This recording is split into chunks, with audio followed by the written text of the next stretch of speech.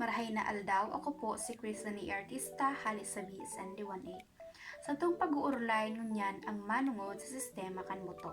Ano ang sistema kanbuto? Ang sistema kanbuto ang nagtatao sa hawak taning forma asin ang nagpapamantinir kang mga organo sa saindang tamang lugar. Ang sistema kanbuto ang pinakaimportanteng estruktura sa hawak ta na nagtatao sa tuning suporta. Kaiba sa sistema kanbuto ang connective tissue nagtatabang para mapantinir ang suporta asin ligtas habang kita naghihiro. Kairiba iti ang mga kalamnan nagtatabang sa paghiro asin ang nagigibo nin bagong selula nin dugo na nagpapamantinir para kita maging makusog. Ang sistema kanbuto ay inaapod maning musculoskeletal system. Ang sa tong mga buto asin kalamnan ang nagtatao ning resistensya o inertia sa hawak ta. Dai maguhiro ang hawak ta kung mayong external force araw kang contraction kan muscles. Ang skeletal system ang nagsiserving framework na garo kotse naguhulatin push o pull bago maghiro. Ngunyan, araman ta naman ang mga functions kan sistema kan buto. Ang sistema kan buto igwa ibang trabaho. Ang iba kaini mas madaling mahiling asin mamatean kesa sa iba. Alagad sindagabos importante sa satuyang hawak asin salud. Ini ang mga minasunod na functions kan sistema kan buto. Inot, nagtatao nin porma sa hawak. Ang satong buto ang nagsusuporta sa gabat kan hawak ta. Iyo din ini ang angkla para sa gabos na tissue na nagkokonektar. Ikanduwa, nagtatabang sa paghiro. Ang satong mga kasukasuan ang nagkokonektar na tissue asin mga kalamnan. Gabos nagtatarabangan tanganing i-push asin i-pull ang mga parte kan hawak kada kita maghiro. Ikantulo, nagpoprotekta sa hawak. Ang satong buto garong nakabuong armor para sa mga organo kang hawak ta. Ang satong buto ang nagpoprotekta sa satong utak. Ang ribs ang nagaharang sa satong puso asin lungs. Asin ang vertebrae sa spine ang nagpapamantinir kang spinal cord. Ikang-apat, nagigibo nin bagong selula. Ang bone marrow na nasa tahaw kang satong buto ang nagpoprodusir ng mga bagong pulang selula nin dugo asin mga puting selula kan dugo na kaipuhan kan satong hawak nga ning magdanay na marahayan sa satuyang salud. Ikan-lima, nagiimbak ning minerals. Ang satong buto ang nakakagapot ng supply sa hawak ta arog kang calcium asin vitamin D. Sa kada push o pull, nagigibuhan kan muscles, ang acceleration kang hawak ta o sarong parte kaini araw kang braso o bitis, nakadepende sa mass asin kusog nagigibuhon. Ang skeletal system ang nagsusuporta tanganing ang force maitransfer ni husto para magkaigwanin maayos na paghiro. Ngunyan, sa tong aramo naman kung ano-ano ang mga klase kan buto sa forma. Igwa kitang 5 klase nin buto sa hawak, iyo inyang flat, long, short, irregular asin sesamoid. Inot ang flat bones. Igwang flat bones sa satong bungo. Iyo inang occipital, parietal, frontal, nasal, lacrimal, and vomer. Ang thoracic cage, sternum and ribs, asin pelvis, ilium, ischium, asin pubis. Ang flat bones ang nagpoprotekta sa panglaog na organo kang utak, puso, asin pelvic organs. Ikanduwa ang long bones. Ang long bones na mas halaba pasalapad kaini, kairiba digdi ang femur, ang pinakahalabang buto sa hawak, pati na ang medyo saradit na buto sa mga nguro. Ang mga halabang buto ay nagagana para suportahan ang gabat kang hawak asin mapadali ang paghiro. Ang mga halabang buto ay mahihiling sa appendicular skeleton asin kinabibilangan kang mga buto sa lower limbs. Ang tibia, fibula, femur, metatarsals asin phalanges. Asin ang mga buto sa upper limbs ang humerus, radius, ulna, metacarpals asin phalanges. Ikantulo ang short bones. Ang short bones ay mahihiling sa wrist asin ankle joints. Ang short bones ang nagtatao ning katatagan asin sa ibang paghiro.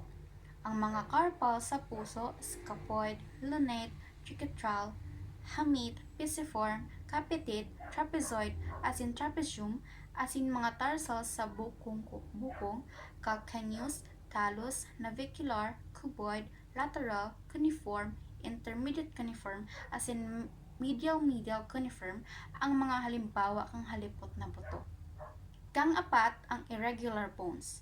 Ang mga irregular bones ay iba-ibang forma as in estruktura kaya dai napakalaog ini sa ibang klase kan buto.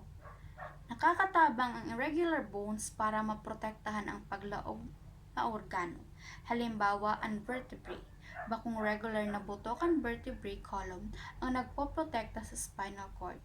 Ang mga irregular bones kan pelvis ang nagpoprotekta sa mga organo sa laog kan pelvis. Ikanlima, ang sesamoid bones. Ang sesamoid bones na nakabugtak sa tendon, ang saradit asin bilog na buyo ang kadalasang mahihiling sa litid kang kamot, tuhod asin bitis. Ang mga sesamoid bones ay nagpupunsyonar tanganing protektahan ang mga ugat sa tension asin pagkupin. Ang patelya na common na inaapod na nikap sarong halimbawa ng sesamoid bones. Kung ang long bones halimbawa ang femur, nagaapod din kusog para maglakaw ang lupa, nagbabalik man in equal as in opposite reaction. Kaya, ang iba-ibang klase nin buto ang nagaako kan mga kusog na ini as in nagdidistribuer ninda para madanyaran ang hawak. Ini naman ang mga klase nin buto sa densidad. Igwang duwang klase nin buto sa densidad, iyon ang compact bone as in spongy bone. Ang compact bones o mas bisto bilang cortical bones ang mahibog na tissue nin buto na makukua sa luwas kan buto. Ang compact bone nakasara pero kung sa ini natatahuban kan articular cartilage as in natatahuban kan periosteum. Ikanduwa, ang spongy bone. Ang spongy bones ang nasa laog kang buto as in binubuo kang mga payat na hibla as in lamili. Ang mga patong nin tissue nin buto nagsasaro tanganing makabilog nin reticular na estruktura. Ang spongy bone pigsusupply kan mas diit as in mas darakulang ugat kaysa sa compact bone. Ang mga ugat na ini nagbubutas kan panluwas na compactong layer as in pinapamahagi sa spongy na parte kan buto. Ang utak kan tulang sarong tissue na makukuha sa long bones arugang femur na igwa ng mga stem cells. Bago ta aramon kung ano ang iba-ibang klase kan joints, aramon ta muna kung ano ang joints. Ang joints ay parte kang hawak ta kung saan ang duwa o kadakol pang buto ay nagkokonektar sa saro-saro. Tinatawaan ninda ng forma ang skeleton as in tinatabangan na maghiro ang hawak ta. Ano man ang ginigibo ta sa oral daw, ang joints ang nagpapangyari kaini.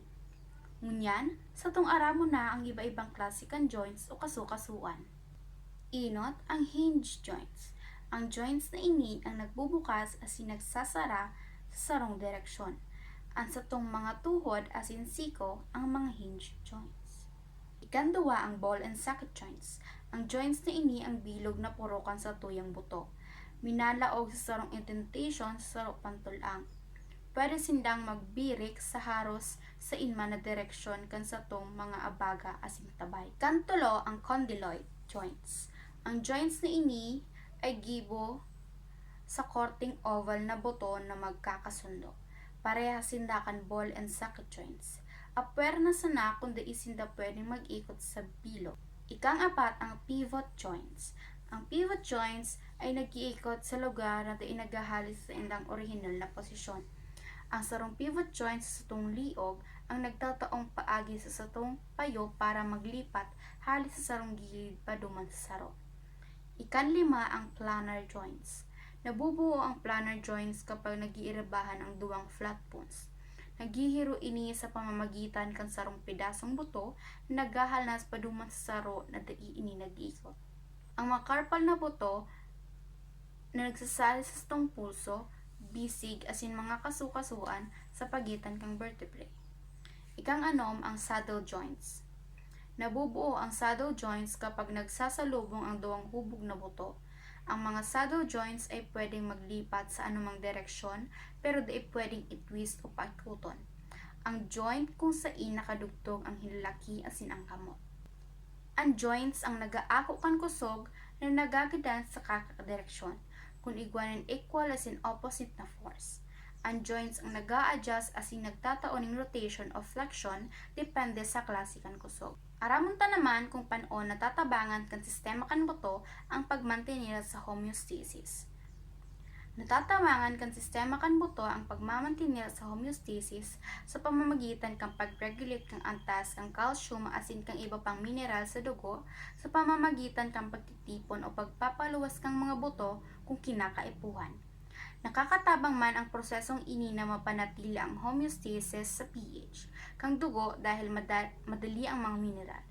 Kinokontrol din kang mga buto ang glucose sa dugo asin pagtitilwag kang tawa sa paagi kang pagtatago kang endocrine hormone na osteocalcin. Dai magbabago ang internal stability kang hawak ta kung dai napepersan in external imbalance ang skeletal system sa regulation ng calcium asin minerals, nagtataon ng resistance, tanganing dai magbago ang normal na kondisyon kan hawak. Aramon ta naman ang physiological bone remodeling. Ang physiological bone remodeling ay sarong padagos na proseso kung saan ang lumang tissue kan buto ang hinahali kan mga selula na inaapod na osteoclast asin sinasalidahan in bagong tissue kan buto o kan mga osteoblast. Ang koordinadong siklo na ini ang nagsiserbing naghihirahay kan mga mikrodanyos gikan sa orogal daw na tension, pag-adaptar kan kalabera sa mga mechanical na pwersa asin pag-regulate kang homeostatic kan calcium asin phosphorus sa hawak. Ang kusog na applied sa buto aron kang pag-exercise nagreresulta sa mas makusog na buto. Ang skeletal system nag-aadaptar depende sa kusog, kapareho kang acceleration na depende sa kusog asin mass. Aramon ta naman kung ano ang mga kaipong nutrients para ma-maintain ang healthy bones. Inot ang calcium. Ang calcium ang saro sa pinakamayor na sangkap kan buto, asin iniman mahalaga sa selula, kalamnan, puso, asin nerbiyos. Dai kita nagigibon ng calcium sa dirita, inihali sa mga pinagkukuanan tanin pagkakan. Kung mayong sapat na calcium sa agos kan dugo, ang hawak ta minasalakay sa buto para sa mga supply. Makukuata ang mga mayayamang source kang dietary calcium sa mga pagkakan na dairy foods araw kang gatas, keso, yogurt, mani, buto, beans, asin mga gulay na madahon, kalabasa, artichokes, prutas, asin sa mga pangkakang dag. Ikanduwang nutrients ang vitamin D. Ang vitamin D ay mahalaga para sa mga sistema kan hawak ta, lalo na sa mga buto. Tinatabangan kang vitamin D ang satong hawak na magsipsip ng calcium sa bituka na nagpapara sa daluyan kan dugo, asin para i-regulate ang mga antas ng dugo kang calcium asin phosphorus. Kakakuakitan ng vitamin D sa pamamagitan kang saldang kang aldaw, pagkakan ka sira, argon tuna, salmon, egg yolks at kang baka asin sa mga supplements na iniinom. Ikantulong nutrients ang protein. Ang protina ay inaapod bilang bloke kang pagbuhukan buhay. Nagtatao ini ng estruktura ng mga selula, nagpapakusog ng mga reaksyon, chemical sa bilog na hawak, asin ang nagbubuo asin nagaayos kang kublit, kalamnan, asin buto. Para masuportahan ang pangangaipok ng hawak ta, kaipuhan magkonsumo kita ng mga pagkakan na mayaman sa protina aron kang gatas, sira, manok, munggo, mani, asin iba pang gulay aron kang mais, broccoli, asin asparagus.